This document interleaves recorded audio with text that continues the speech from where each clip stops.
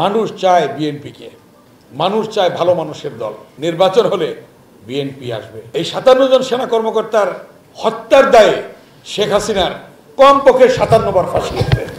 এই বাংলাদেশে খুনি ফ্যাসিস্ট শেখ হাসিনার আর কখনো আসার কোনো সুযোগ নেই, আসতে পারবে না। ঐক্যের কোনো বিকল্প নেই। দেশ আজকে একটি ক্রান্তিকাল অতিক্রম করছে। ফ্যাসিস্ট খুনি শেখ হাসিনার বিদায় হয়েছে এবং দীর্ঘ ১৬টি বছর বিএনপির ভারপ্রাপ্ত চেয়ারম্যান জনাব তারেক রহমানের নেতৃত্বে আন্দোলন হয়েছে। সেই আন্দোলনে আমরা হারিয়েছি ইলিয়াস আলীকে, চৌধুরী আলমকে, সুমন সহ অনেক নেতৃবৃন্দকে আমরা হারিয়েছি। তারা গুম হয়েছে, অনেক শহীদ হয়েছে। অসংখ্য বিএনপি এবং অঙ্গ সহযোগী সংগঠনের নেতৃবৃন্দের অনেকের রক্তের বিনিময়ে আমরা আজকে নতুন বাংলাদেশ পেয়েছি এবং সর্বশেষ ছাত্র জনতার আন্দোলনের মধ্য দিয়ে এবং তাদের রক্তের বিনিময়ে আমরা পেয়েছি নতুন বাংলাদেশ। আমরা সেই সকল শহীদদের আত্মার মাগফিরাত কামনা করছি এবং যারা গুম হয়েছে তাদেরকে অবিলম্বে আমরা ফেরত চাচ্ছি। কারণ শেখ হাসিনা ওয়াজের আক্রোশের রাজনীতি করতেন।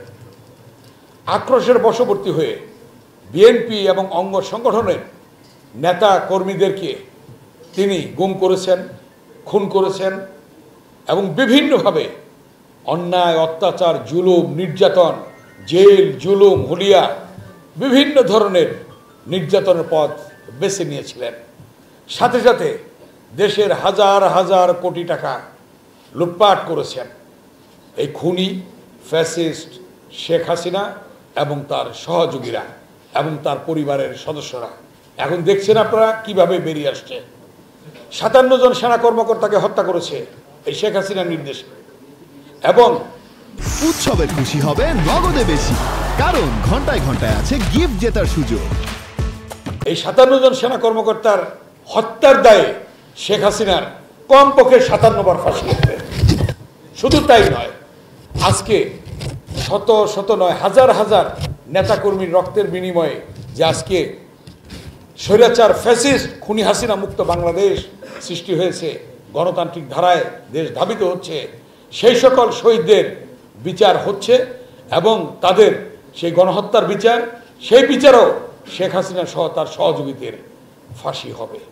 এবং এই বাংলাদেশে খুনি ফ্যাসিস্ট শেখ হাসিনার আর কখনো আসার কোনো সুযোগ নেই, আসতে পারবে না। তার বিচার হবে, তাকে বিচারের সম্মুখীন হতে হবে।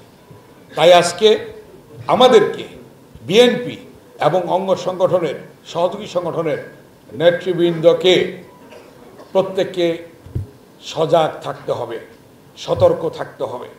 ষড়যন্ত্র কিন্তু শেষ হয়নি, ষড়যন্ত্র চলছে, ষড়যন্ত্র হবে। তার মধ্য দিয়ে বিএনপি এবং অঙ্গ সহযোগী সংগঠনকে সকলকে ঐক্যবদ্ধভাবে কাজ করতে হবে। যে কথাটি বিএনপির ভারপ্রাপ্ত চেয়ারম্যান জনাব তারেক রহমান বারবার বলেছেন, ঐক্য ঐক্য ঐক্য, ঐক্যের কোনো বিকল্প নেই। আমরা যদি ঐক্যবদ্ধ থাকি তাহলে ইনশাল্লাহ আমরা আমাদের চূড়ান্ত লক্ষ্যে পৌঁছতে পারব। কারণ মানুষ চায় বিএনপিকে, মানুষ চায় ভালো মানুষের দল।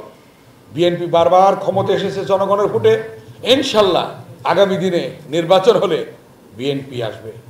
তবে বিষয়টি এই যে ৩১ দফার মধ্যে যেটা উল্লেখ করেছেন আমাদের বিএনপির ভারপ্রাপ্ত চেয়ারম্যান জনাব তারেক রহমান, যারা ১৬ বছরে আন্দোলনে শরিক ছিল যে সকল দল, তাদেরকে নিয়ে জাতীয় সরকার গঠন করবেন।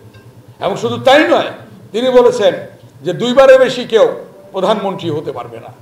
এটা তার বড় মনের পরিচয়, এটা বলেছেন তিনি।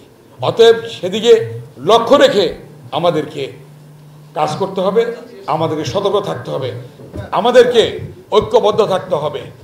এই যে লুটতরাজ করেছে, এই লুটতরাজের বিচার বাংলার মাটিতে হবে। তাই আমি আহ্বান জানাবো আমাদের বিএনপি অঙ্গ সহযোগী সংগঠনের নেতৃবৃন্দকে ঐক্যবদ্ধ থাকার জন্যে এবং ঐক্যবদ্ধ থেকে আগামী দিনে আমাদের চূড়ান্ত লক্ষ্যে পৌঁছবো আমরা ইনশাল্লাহ।